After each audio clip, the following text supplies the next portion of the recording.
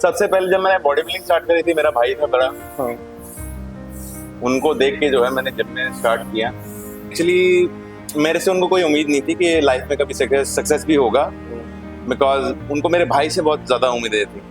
He was strong in that time, और मैं 15 साल की उम्र में आके एकदम व्हील चेयर पे चले गया, तो वो तो एकदम ही जीरो पे चला गया मैं।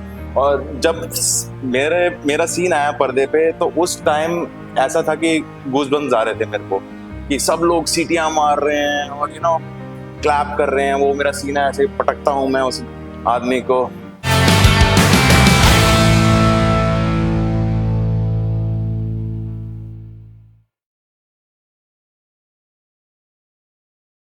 Hello guys, welcome back to muscle memories. और आज हम आ गए हैं अपने सेकंड एपिसोड के साथ में, और ये एपिसोड स्पॉन्सर्ड है मेवालिशियस पीनट बटर के साथ में। और आज जो हमारा कोलैबोरेशन है और हमारा जो वर्कआउट सेशन है वो बहुत ही स्पेशल पर्सन के साथ में है। और मतलब वो बहुत ग्रेट पर्सनालिटी है और मतलब काफ़ी लेजेंडरी पर्सन है।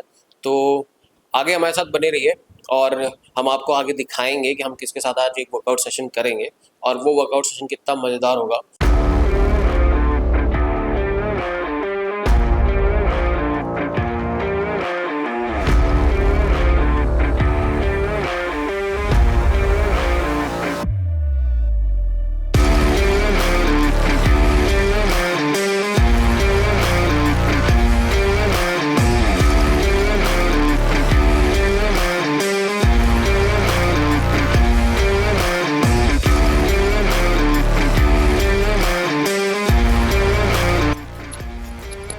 मजा आएगा थोड़ा सा।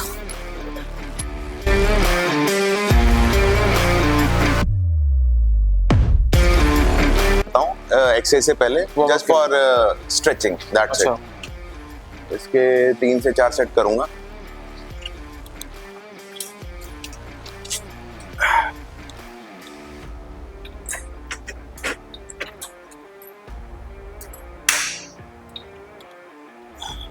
आप इसको मेरा वार्मिंग अप कह सकते हो।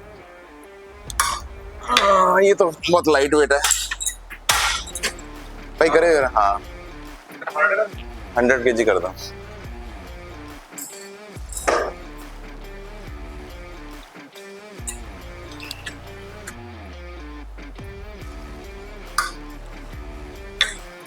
तो अभी जो आपका पहली जो बैक की आज हम एक्सरसाइज करेंगे, तो उसमें हम कौन कौन सा बॉडी मतलब कौन कौन सा कवर करेंगे एक्सरसाइज? जो फेवरेट बॉडी पार्ट है उसमें मैं आपको कुछ बोलना चाहता हूँ कि जब मैंने ओलंपिया में जाना था, इंडिया को रिप्रेजेंट करना था, तब मेरा सबसे वीक पॉइंट था मेरी बैक। तो उस टाइम पे मैंने मतलब कि अपने सबसे वीक पॉइंट को सबसे ज़्यादा प्लस पॉइंट बना लिया, बिकॉज मेरा फेवरेट पार्ट ये नहीं था, बैक नहीं था। मैंने इसको अपना फेवरेट पार्ट, अपने माइंड को ट्रेन किया कि ये मेरा फेवरेट पार्ट है। फिर उस पर वर्क करते करते करते करते जो है वो मेरा बेस्ट पार्ट बन गया। बेस्ट पार्ट बन जी। तो आज हम जो है बैक ट्रेन करेंगे। सर कौन कौन सी एक्सरसाइज फॉलो करेंगे इसमें आज? सबसे पहले ये करेंगे हम पुल ओवर्स, ठीक है।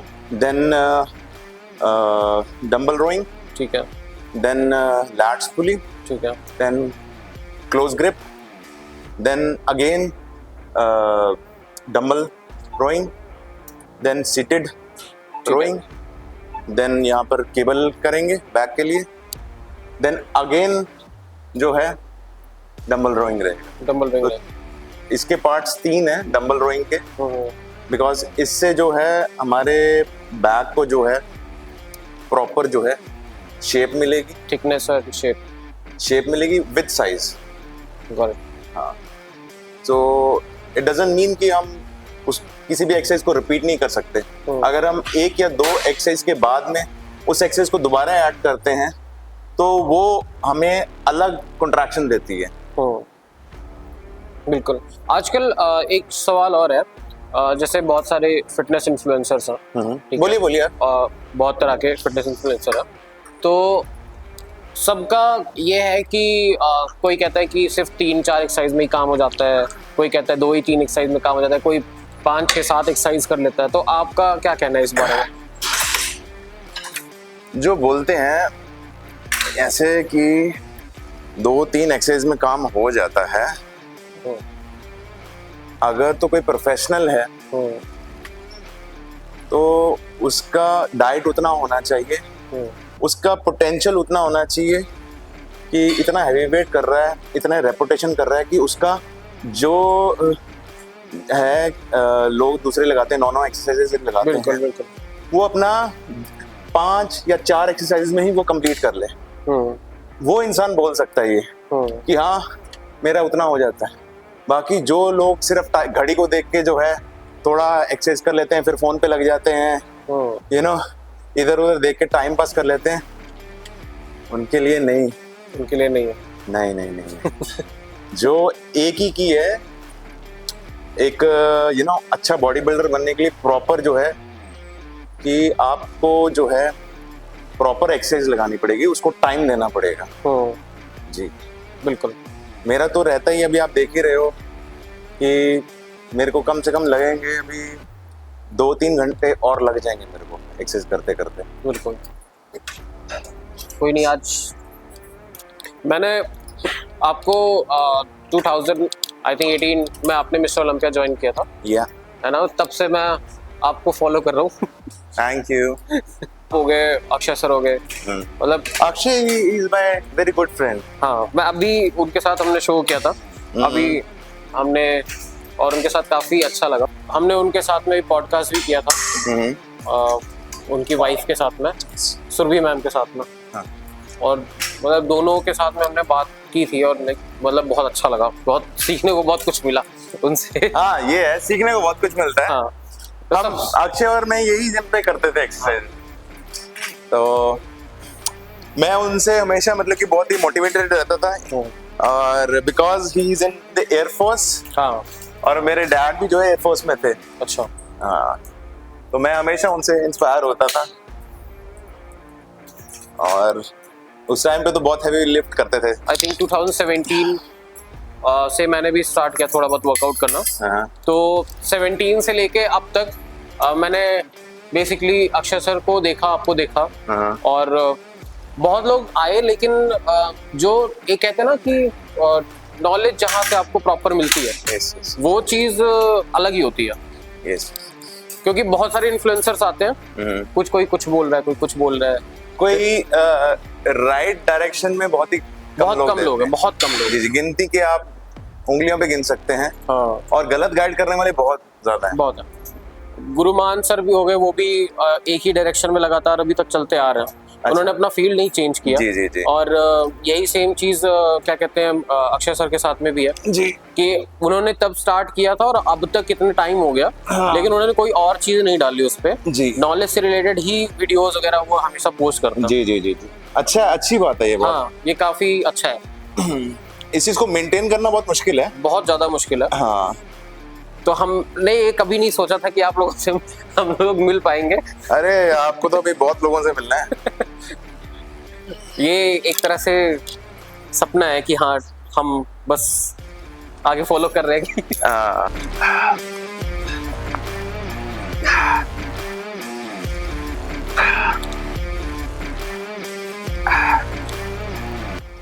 जो हमारा गट सेक्शन होता है जी, मेनली मैंने एथलीट्स के साथ में देखा हुआ है कि वो अपना वेस्ट साइज काफी छोटा करते हैं। जो आजकल यूथ में भी है कि बहुत लोग ये जानना चाहते हैं कि कमर साइज कैसे छोटी की जाए, कि मतलब शरीर दिखे। कुछ लोगों का कहना है कि नहीं, पहले अपर बॉडी ब्रॉड करो तो जाके कमर छोटी हो जाती है। नहीं, ऐसा नहीं होता। देखो, कमर तो उतनी ही रहती है जितना हमारा जेनेटिकली ये बोन है, ठीक है ना। हमारा ट्रंक बोन जो होता है उतना ही रहता है, बट पेट बाहर इसलिए निकल आता है कि हम ओवर रेटिंग करते हैं। अगर आप ओल्ड स्कूल बॉडी बिल्डर देखोगे, लाइक फ्रैंक ज़ेन हो गया, ली हैनी हो गया, आर्नोल्ड श्वार्ज़नेगर हो गया, इनका डाइट जो था बहुत ही लिमिटेड था। बिल्कुल। और जब ये ऑफ सीजन में जाते थे, ये एकदम रिलैक्स हो जाते थे, डाइट से भी और एक्सरसाइजेज से भी। बिल्कुल। जब ये अपना ऑफ सीजन में जाते थे। अब क्या क्या हो गया, ऑफ सीजन में जाके ओवर ईटिंग करना शुरू कर देते हैं, जिससे जो है हमारा ये बाहर आ जाता है, यहाँ से ना स्पेशली बिल्कुल। जो है वो बाहर आ जाता है। तो द थिंग इज कि उसमें उस बॉडी में फिर ब्यूटी नहीं रहती। बिल्कुल। आपको मतलब कैसे लगता है कि कितने मील्स अगर आप छोटे रख रहे हो तो आपको कितने मील्स लगते हैं कि आप अपना डाइट और वो कैलोरीज? मैं प्रॉपर जो है अपना, मैं किसी को तो टारगेट नहीं करूंगा कभी भी, मैं खुद पे ही जो है बताऊंगा। मेरे जब ऑन सीजन होता है मेरे प्रॉपर 3 मील होते हैं, दैट्स इट। अच्छा। मेरे को लोग भी जो हैं सीनियर्स हैं बोलते हैं 6 मील लो, 8 मील लो। हाँ, क्योंकि आजकल बताते लोग यही है। ऐसा कुछ नहीं होता कि अगर आप प्रॉपर डाइट ले रहे हो, न्यूट्रिशन ले रहे हो, मैं तो 3 मील होते हैं मेरे, दैट्स इट। ओके। तो 3 मील में आप कितनी कैलोरीज टेक कर ले जाते हो एक मील के हिसाब से देखा जाता? मैं लाइक एग खाता हूँ, होल एग खाता हूँ, और 5 सवेरे, 5 जो है आफ्टरनून में, 5 जो है नाइट में। अदरवाइज इसको रिप्लेस करके उसमें चिकन ब्रेस्ट रहता है। ओके जी। सबसे जो कहते हैं एक कहते हैं चर्चा का विषय है वेजिटेरियन डाइट। क्या आप कैसे मेंटेन कर रहे हो? वेजिटेरियन हो अगर आप, तो बहुत सारे वेजिटेरियन बॉडी बिल्डर भी आ रहे हैं जी जी कि हम तो नेचुरल हैं लेकिन हमने वेजिटेरियन डाइट से गेन किया। तो अगर आप सलाह दो किसी वेजिटेरियन को तो आपका वो क्या सलाह होगी, क्या राय होगी? नहीं देखो, वेजिटेरियन भी जो है, लेकिन आप कितने बॉडी बिल्डर्स देख लोगे वेजिटेरियन हैं, जो कि अगर मैं 90s में जाऊं, हमारे जलंधर के बॉडी बिल्डर थे पीएपी के। अच्छा। उनका नाम हीरा लाल था, and he was amazing. Short height थी और he was amazing body builder. उनका चेस्ट का फाइबर बहुत, मतलब कि इन दैट टाइम 90s में एक टाइम ऐसा था कि उनसे बेस्ट कोई बॉडी बिल्डर था ही नहीं। आप गूगल करना हीरा लाल जी को। तो उसके बाद जो है अभी वही वेजिटेरियन थे। अच्छा। कुमन देख लो, कुमन अपने पाजी जेड़े हैं। हाँ हाँ। He is very huge. हाँ, बहुत ज्यादा। और वो भी वेजिटेरियन है, बिल्कुल। और भी बहुत से बॉडी बिल्डर्स हैं ऐसे जो कि vegetarian, they are doing very good, they are doing very amazing. तो इसमें आप कह सकते हो कि जेनेटिक का ज्यादा रोल है अगर वेजिटेरियन डाइट? जेनेटिक को भी बीट कर सकते हैं अगर आप मेहनत करो। जेनेटिक को भी बीट कर सकते हैं। ओके। जेनेटिक जो है हमारे जीन्स हैं, ठीक है ना। अब आपके भी जीन्स है, आपका structure, you have good structure, but अब अगर आप मेहनत नहीं करोगे, आप जेनेटिक के लिए, यू नो, ऑफ कोर्स, हाँ, बट अगर आप मेहनत करोगे इसको आप बहुत आगे तक लेके जा सकते हो। रेगुलर लाइफ पे डिपेंड करता है कि कैसे हम उसको इम्प्रूव कर सकते हैं। आपको सर ये मोटिवेशन कहाँ से मिली कि ट्रेनिंग आप स्टार्ट करो? मेरे ब्रदर थे ना, वो स्टेट चैंपियन थे। हाँ। मिस्टर पंजाब। अच्छा। तो उनको असिस्ट करता था मैं। अच्छा जी। तो वहाँ से आपको मोटिवेशन मिली कि ट्रेनिंग करना चाहिए? हाँ, मुझे करना चाहिए। तो मैं आर्नोल्ड श्वार्ज़नेगर की जो है मूवीज देखता था। हाँ, और एक ये भी सवाल है कि आपका नाम, कि लोग जो आनंद अर्नोल्ड पूरा नाम है, इसकी भी इंस्पिरेशन क्या आर्नोल्ड श्वार्ज़नेगर से आई? हाँ, ऑफ कोर्स। नहीं, वो मेरा नाम तो है रियली था। हाँ। बट जो है लोग पहले मजाक उड़ाते थे। अच्छा। कि आर्नोल्ड नाम है, कमजोर सा है ये। हाँ। सबका मुंह बंद हो गया। वो जब बॉडी बन गई, हाँ, तब सब बस ये बोले लगे से रखा है नाम। अच्छा। है मेरा सरनेम, ये आपका रियल सरनेम है? ये ना, आप मेरा पासपोर्ट भी देख सकते हैं। तो जिसको अगर समझना है वो समझ जाए कि वो रियल सरनेम है। जी।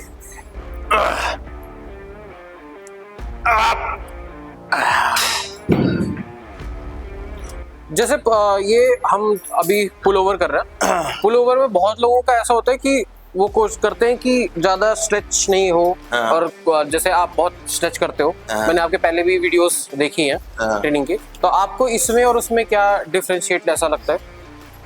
डिफरेंट ये है कि मेरे को ज्यादा स्ट्रेच मिलता है।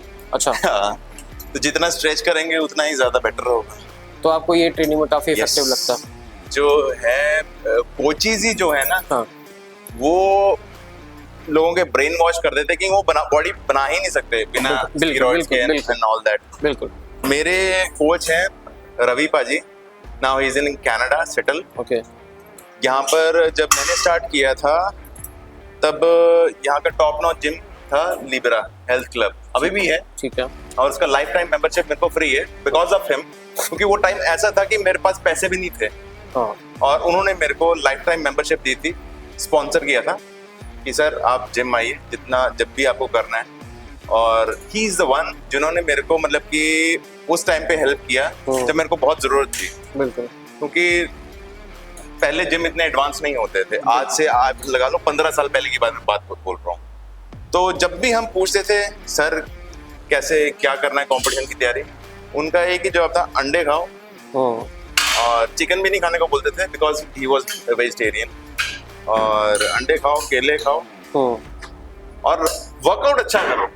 हमेशा से उनका ये था वर्कआउट अच्छा करो। तो हमने वही सब फॉलो किया हुआ था कि हमारा माइंड ही ऐसा ट्रेन किया था कि ये सब खा लो और बॉडी बनेगी, और बॉडी रिस्पॉन्स भी करती थी। बिल्कुल। जब तक हमारा कोच एक सही ना हो सकता, बस यही एक रीजन था जो कह सकते हैं डर था। कोचेस ने आजकल बिजनेस बना लिया, तो इट्स नॉट। जब आप पहले ही अपने माइंड को ट्रेन करो कि बॉडी बन ही नहीं सकती इन सब चीजों के बिना, तो वो बनेगी भी नहीं। बिल्कुल।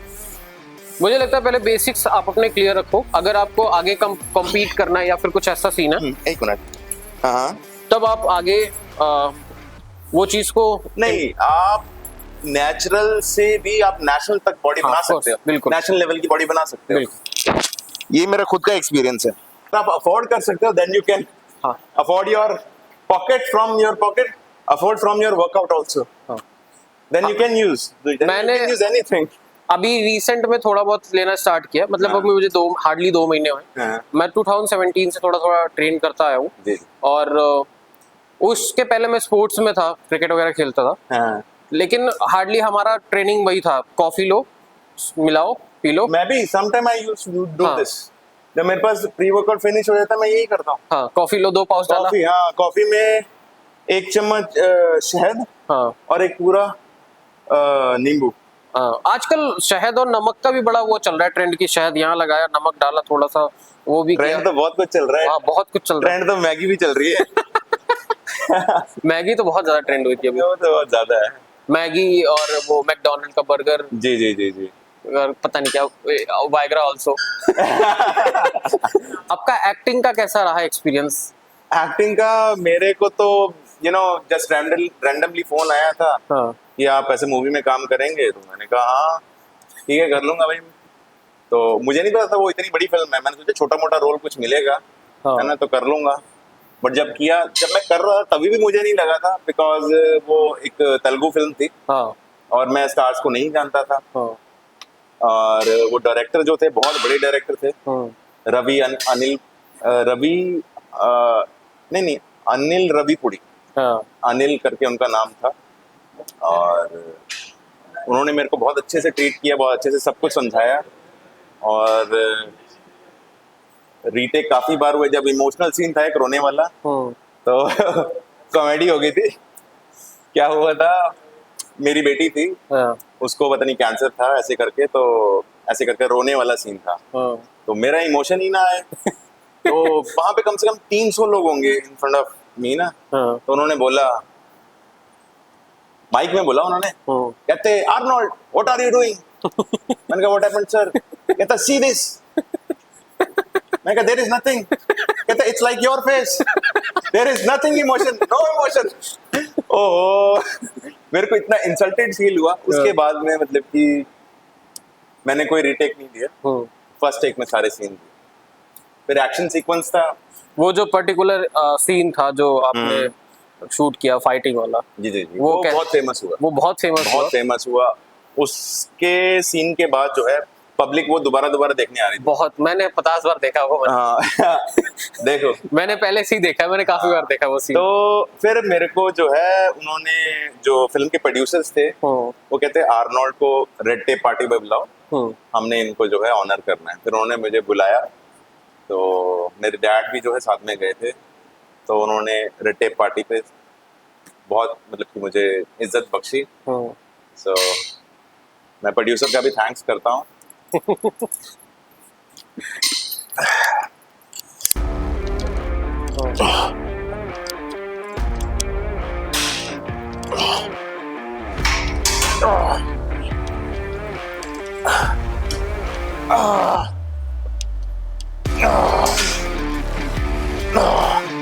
एक क्वेश्चन है कि यूजली इंडिया में फादर और सन, बाप और बेटे का जो रिश्ता होता है बहुत कॉम्प्लिकेटेड होता है। तो आपका रिलेशन आप अपने फादर से कैसे डिस्क्राइब करोगे? और दूसरा ये कि जब आपने लाइफ में इतना कुछ अचीव किया तो उनका क्या रहा है? क्योंकि हम देखते हैं बेसिकली कि हम अपने फादर को कभी आई लव यू नहीं बोल पाते, कभी हग नहीं कर पाते। तो आपको कैसा लगता है? क्या actually you know fathers they are strict और वो अपनी बेटी के साथ प्यार से रह सकते हैं बट बेटे के साथ कभी भी नहीं रहते। बिल्कुल। तो मेरा भी ऐसे ही था और एक्चुअली मेरे से उनको कोई उम्मीद नहीं थी कि लाइफ में कभी सक्सेस भी होगा, बिकॉज उनको मेरे भाई से बहुत ज़्यादा उम्मीदें थी। He was strong you know in that time, और मैं 15 साल की उम्र में आके एकदम व्हील चेयर पे चले गया, तो वो तो एकदम ही जीरो पे चला गया मैं। तो उन्होंने कभी यू नो सोचा भी नहीं था कि हाँ मेरा ये वाला बेटा जो है लाइफ में बहुत कुछ करेगा, इंडिया का नाम रोशन करेगा। उनको ये सारी उम्मीदें मेरे ब्रदर से थी। बट जब मैंने फिल्म करी आफ्टर मिस्टर वर्ल्ड के बाद में मुझे ये फिल्म मिली थी, तो मैं उनको साथ में लेके गया।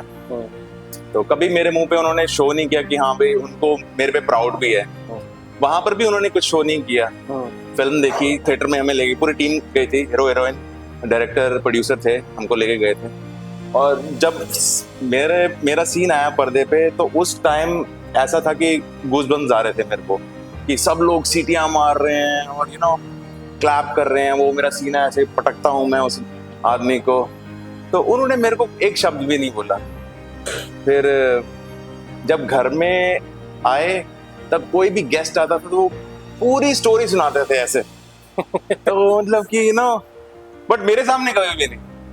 उनको प्राउड फील होता था बट वो दूसरों के सामने उसको यू नो जाहिर करते थे, बट मेरे सामने कभी भी नहीं। अभी रिसेंटली उनकी डेथ हुई है,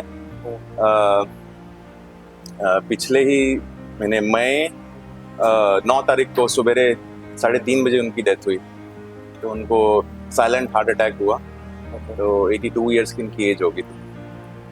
तो अभी आपको कैसा लगता है कि एक पिता के ना होने पे और होने में क्या डिफरेंस है? क्या अब मम्मी की डेथ हुई थी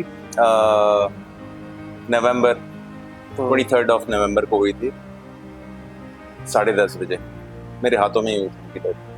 तब उनके बाद बहुत ज़्यादा मैं डिप्रेस हो गया था, और पर फिर भी एक सहारा था, यू नो एक पिलर जैसे होता है ना, वो मेरे डैड थे कि चलो मेरे डैड तो आई हैव समथिंग है ना मॉम के बाद में। पर जब वो चले गए तो यू नो ऐसा लगता है कि अब कुछ नहीं है, बैकबोन खत्म हो, कुछ नहीं। मतलब कि जैसे कि यू नो सर के ऊपर से एक साया निकल जाए तो क्या कैसा फील होता है ना? जैसे एक अनाथ जैसे फील होता है, वही है। बट ये है कि मेरा काम ऐसा है कि मेरे को हमेशा फेस पे स्माइल रखनी पड़ती है। अभी 9 तारीख को सवेरे 3:30 बजे उनकी डेथ हुई। I was in that time I was in यहाँ पे था अपना अहमदाबाद में था, वहाँ पे मेरा शो था और एज अ मोटिवेशनल स्पीकर था मैं वहाँ पर। और मुझे अपना काम क्या करना था, स्माइल रखनी थी सबको, यू नो वो करना था, मोटिवेट करना था। और ये सब मेरे घर में डेथ हुई है। आप सोचिए वो कैसा होगा कि लोग समझते हैं हाँ भाई फेमस है, यू नो सेलिब्रिटी है तो सब कुछ बहुत easy. It's not like that. हर इंसान की लाइफ में अप्स एंड डाउन, और फेस से इंसान हंसता है बट दिल पे क्या बीत रही होती है ये सिर्फ वही इंसान जानता है। और यू नो हम किसी का शेयर भी नहीं कर सकते ये सब चीजें, क्योंकि मुझे लगता है कि हम अपने आप को जितनी अच्छी तरह से समझते हैं ना, और कोई नहीं समझ सकता। कोई नहीं समझता, और कोई नहीं समझता। यही चीज हमें लगता है कि ये चीज याद रख के आगे चलनी चाहिए कि आप अपने आप को हद तक मोटिवेट कर सकते हो, इंस्पायर कर सकते हो, और उतना कोई भी आपको नहीं कर सकता जब तक आप अपना माइंडसेट वो बना के ना चलो। तो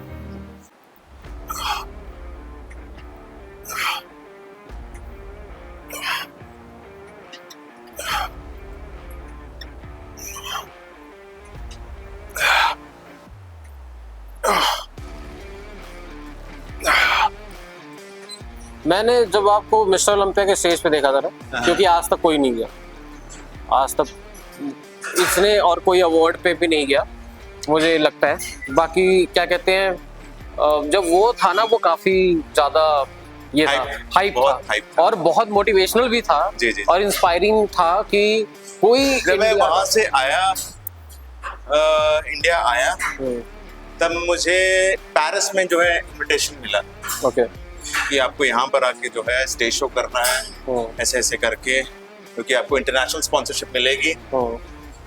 आई वॉज वेरी टायर्ड कि, और आई डोंट थिंक सो कि ऐसी अपॉर्चुनिटी जो है और एथलीट्स को मिलती है। तो मैंने कहा सॉरी, मैंने कहा मैं नहीं आ पाऊंगा, बिकॉज मेरे को थोड़ा रेस्ट की जरूरत है।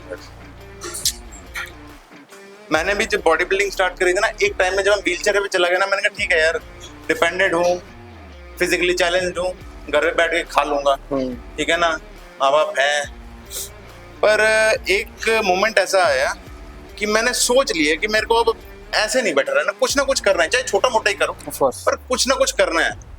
मेरे घर में गेस्ट आए थे, तो मम्मी ने कभी शो नहीं किया कि वो मेरे लिए उदास है, कभी, हमेशा मतलब कि मेरे से प्यार से बात करना, स्माइल फेस दूसरों के सामने रखना। जब उनको सी ऑफ कर रहे थे ना, उनको जाते जाते मेरे बारे में बात करते करते ना, वो इतना फूट फूट के रोए ना, मैंने कहा भाई मैं अपनी माँ को ऐसे रुला नहीं सकता। बिल्कुल। मैं यही जो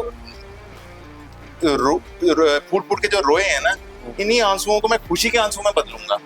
और चाहे मैं छोटा मोटा ही करूं, क्या छोटी मोटी कोई दुकान खोलूं या छोटा मोटा कोई बिजनेस कर लूं, इतना बड़ा तो मैंने सोचा नहीं था।